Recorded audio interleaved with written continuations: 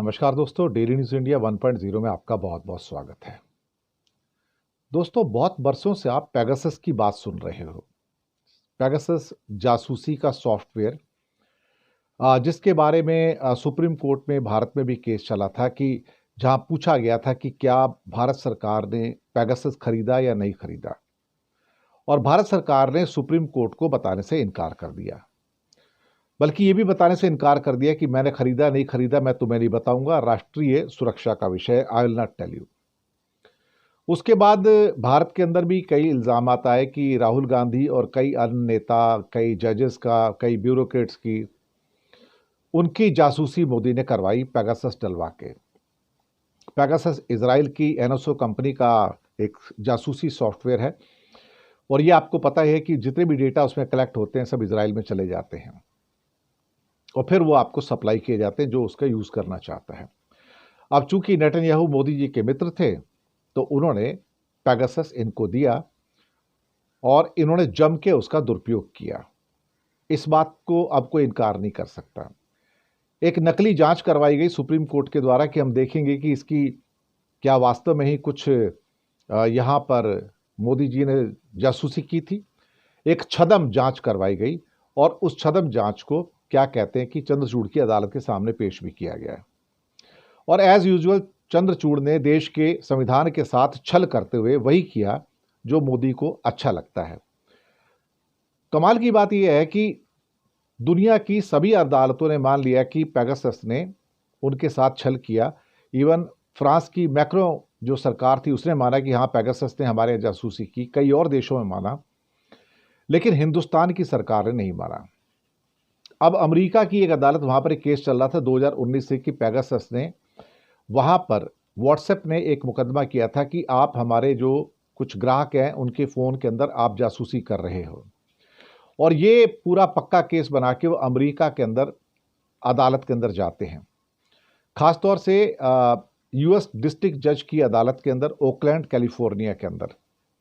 और सारी जांच होती है, सब कुछ होता है और पाया जाता है कि हाँ, एनएसओ जो मूल कंपनी है पेगासस की, उसने अमेरिका के अंदर बग डाला और जासूसी की। जी हां, जासूसी की।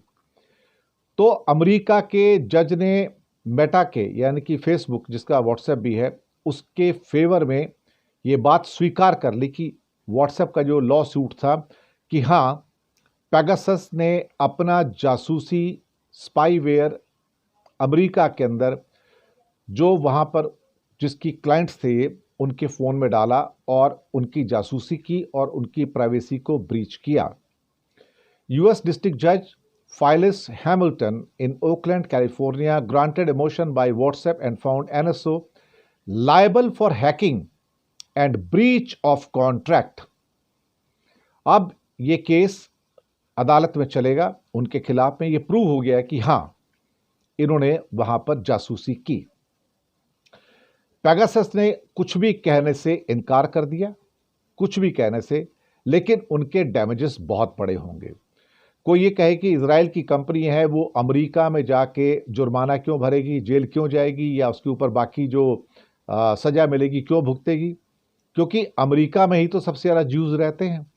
अल्टीमेटली आप उसके खिलाफ तो जा नहीं सकते, और अमेरिका की अदालतें किसी दबाव के अंदर झुकती नहीं हैं। अब यहाँ पर व्हाट्सएप ग्रुप के जो हेड हैं वो कैथकार्ट हैं, विल कैथकार्ट। वो कहते हैं कि ये प्राइवेसी की विजय है, हमारी विजय है।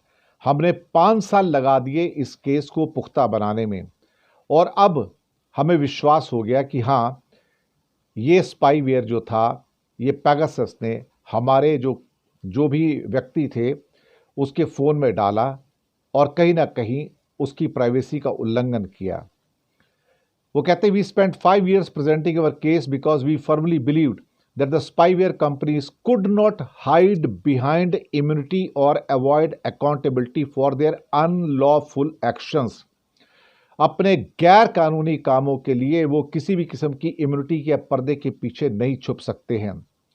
कैथकार्ट का कहना था, ये जो व्हाट्सएप के चीफ हैं, और सर्वेलेंस कंपनी जो इस टाइप की जो हैं, जो पेगासस टाइप की हैं, they will not be tolerated.